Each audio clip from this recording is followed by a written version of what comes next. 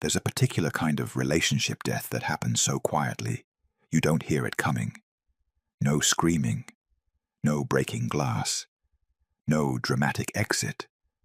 Just two people sitting across from each other at dinner, and one of them has stopped existing as himself. He's become a performance, a constant audition, a man perpetually seeking approval that was once given freely, but now must be earned through an impossibly moving target of expectations. Carl Rogers called it the withdrawal of unconditional positive regard. Most people have never heard these words, but every man who's slowly disappeared inside a relationship knows exactly what it feels like. Today, we're going to understand how this happens, why it destroys men specifically, and what's really going on beneath the surface when a man looks in the mirror one day and doesn't recognize himself anymore. Rogers discovered something fundamental about human psychology. We all have what he called the organismic valuing process, an internal compass that tells us who we are, what we value, what feels right. It's your authentic self. The version of you that existed before the world started telling you who you should be. When you're in an environment of unconditional positive regard, when someone accepts you fully without conditions, this authentic self can breathe, it can develop, it can exist openly. But when acceptance becomes conditional, when love depends on meeting certain standards, something catastrophic happens. You split. The real you goes underground, and a false self emerges to meet the conditions of acceptance. This is exactly what happens in relationships where a man is psychologically destroyed. In the beginning, she offered unconditional positive regard. She accepted him as he was, laughed at his jokes because they were his, not because they were objectively funny. Admired his decisions because he made them, not because they were perfect. Found him desirable not because he met specific criteria, but because he was him. This created what Rogers called congruence, alignment between his authentic self and how he was received in the relationship. He could be himself and be loved. These two things weren't in conflict. Then something shifted. The unconditional positive regard began attaching conditions. Not suddenly, never suddenly. Gradually, imperceptibly, like water temperature rising 1 degree at a time. The acceptance she offered started coming with asterisks. I love you, but not when you do that. I accept you, but you'd be better if you changed this. I'm attracted to you, but only if you become more like this other version I've imagined. Each condition is small. Individually, they're reasonable. I just wish you'd be more assertive. I wish you'd stop doing that thing. Why can't you be more like how you used to be? But collectively, they create an impossible situation. His authentic self is no longer acceptable. To maintain the relationship, to keep accessing her approval, he must become someone else. Rogers explained that when this happens, the person develops what he called conditions of worth. You start to believe your value as a person depends on meeting external standards. You internalize the message that who you are isn't enough, that you're only worthy when you perform correctly, when you suppress certain parts of yourself and amplify others. The authentic self gets locked away, and a false self, constructed to meet the conditions of acceptance, takes over. This is the mechanism of psychological violence in relationships. Not abuse through aggression, but through the systematic withdrawal of unconditional acceptance. Let me describe what this looks like in practice. A man comes home from work. In a healthy relationship with unconditional positive regard, he's received as himself. He can be tired. He can be energized. He can want to talk or want silence. His state is accepted without evaluation. But in a relationship where regard has become conditional, every mood is assessed.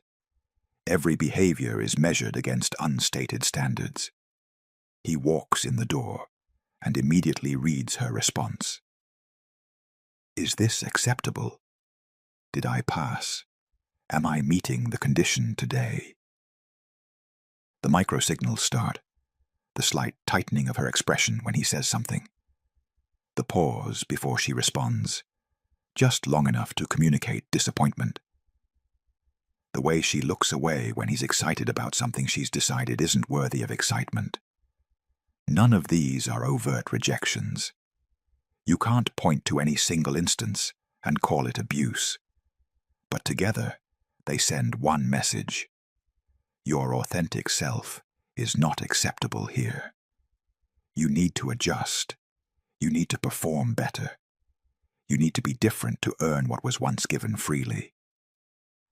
Rogers observed that this creates profound psychological incongruence. There's the person you actually are, and there's the person you're pretending to be to maintain acceptance. The gap between these two selves generates anxiety, self-doubt, and eventually a complete loss of identity. You stop knowing who you are because you've been so focused on who you're supposed to be. Your internal valuing process, your ability to know what you actually want, feel, believe, atrophies from disuse. You've outsourced your sense of self to her judgment. This is why you see men who were once decisive become paralyzed. Men who were once confident become anxious. Men who had strong opinions become agreeable to the point of erasure. It's not weakness. It's the predictable result of living in an environment without unconditional positive regard. When your authentic self is consistently rejected, you learn to hide it. When your value feels conditional, you become obsessed with meeting the conditions. When love is something you have to earn rather than something you receive, you stop being yourself and become a performance. Here's what Rogers understood that most people miss. The person withdrawing unconditional positive regard often has no idea they're doing it. They think they're just offering feedback. They think they're trying to help you improve. They genuinely believe their conditions are reasonable. I just want you to be your best self. I'm trying to help you grow. But what they're actually doing is communicating that your authentic self isn't acceptable, that you need to fundamentally change to deserve their love. This puts the man in an impossible position. He can't defend his authentic self without seeming resistant to growth. He can't refuse the conditions without appearing stubborn or broken. So he complies. He tries to meet the ever-shifting standards, never realizing that the problem isn't his inadequacy, it's the withdrawal of unconditional acceptance. The truly destructive part is what happens to his self-concept. Rogers believed that psychological health requires positive self-regard, the ability to accept and value yourself. But when you're in a relationship where acceptance is conditional, your self-regard becomes conditional too. You start to evaluate yourself the way she evaluates you. You internalize the conditions of worth she's imposed. You begin to believe that you're only valuable when you meet certain standards, only worthy when you perform correctly, only deserving of love when you successfully suppress your authentic self and become the version she wants. This is psychological violence, not because it's intentional, not because there's malice, but because it systematically destroys a man's ability to know and accept himself. He becomes estranged from his own organismic valuing process. He no longer trusts his own feelings, perceptions, or judgments because they've been consistently invalidated. He doubts his reality because his reality hasn't been accepted. He questions his worth because his worth has been made conditional. Let me address something critical. Why don't men recognize this is happening? Rogers explained that we have powerful defense mechanisms against psychological incongruence. When reality doesn't match what we need to believe, we distort reality. A man in this situation needs to believe the relationship is healthy because leaving feels impossible. So he distorts the evidence. She's just stressed. I probably am being too sensitive. Maybe I do need to change these things about myself. He rationalizes each instance of conditional regard, never seeing the pattern. Each individual condition seems reasonable. It's only when you step back and see the totality that the destruction becomes visible. By that point, years have passed. The authentic self has been underground so long, he can't remember what it felt like to be himself. The external world validates the distortion. He still has his job. His friends see nothing wrong. His family thinks he's fine. No one recognizes that he's psychologically fragmented because the fragmentation is internal. He's split between who he is and who he pretends to be. And the split is invisible to everyone except him. And even he doesn't fully see it, because acknowledging it would mean confronting unbearable truths about the relationship he's invested everything in. Rogers identified that healing from this requires re-establishing unconditional positive regard, either from others or from yourself. You need an environment where your authentic self is acceptable, where you don't have to perform for acceptance, where you can experience congruence again, alignment between who you are and how you're received. This is why men who leave these relationships often describe feeling like they can breathe for the first time in years. Not because they're happy necessarily, but because they can stop performing. They can begin the slow process of reconnecting with their organismic valuing process, of trusting their own perceptions again, of valuing themselves without conditions. But here's the trap. By the time a man realizes he needs to leave, his self-regard is so damaged that leaving feels impossible. He's internalized the conditions of worth so deeply that he believes he's the problem. He thinks if he just becomes better, more, different, the unconditional positive regard will return. He doesn't understand that you cannot earn unconditional acceptance. It's either given freely or it's not given at all. Everything else is conditional love disguised as the real thing. The pathway out requires 3 things.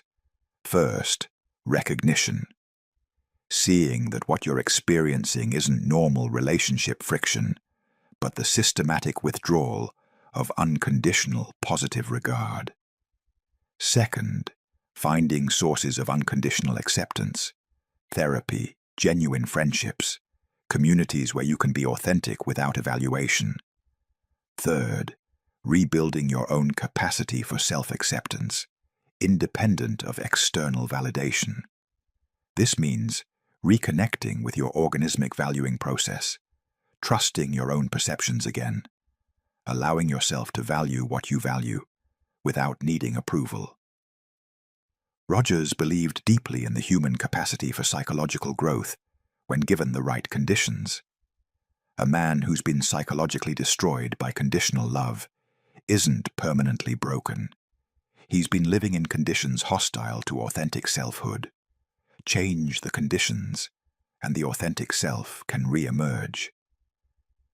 But it requires separation from environments that demand performance instead of accepting presence. It requires courage to stop performing, even when that means losing someone who only loved the performance, not the person. This isn't about blaming women. It's about understanding a relational dynamic that destroys authenticity. Anyone can withdraw unconditional positive regard. Anyone can impose conditions of worth. But when it happens in an intimate relationship, when the person whose acceptance matters most makes their acceptance conditional, the psychological damage compounds over time until the man can't recognize himself anymore. He's become a collection of adaptations, a performance pieced together to meet ever-shifting standards, a false self that's exhausted from pretending. If you recognize yourself in this, if you feel that split between who you are and who you perform as, if you live in constant evaluation mode rather than acceptance, understand this. Your authentic self still exists. It's been suppressed, not destroyed. It's waiting for conditions where it's safe to emerge. But those conditions cannot exist in a relationship built on conditional regard. You cannot heal in the environment that made you sick. You cannot become whole while someone systematically fragments you. The choice isn't easy, but it's clear. Continue performing until there's nothing left of you, or find the courage to leave and rebuild your capacity for authentic living. Rogers spent his career demonstrating that people flourish in environments of unconditional positive regard and wither in its absence. You're not weak for having withered. You're human. The question is whether you'll stay in the conditions that demand you remain small, or whether you'll find the courage to seek conditions where you can be whole.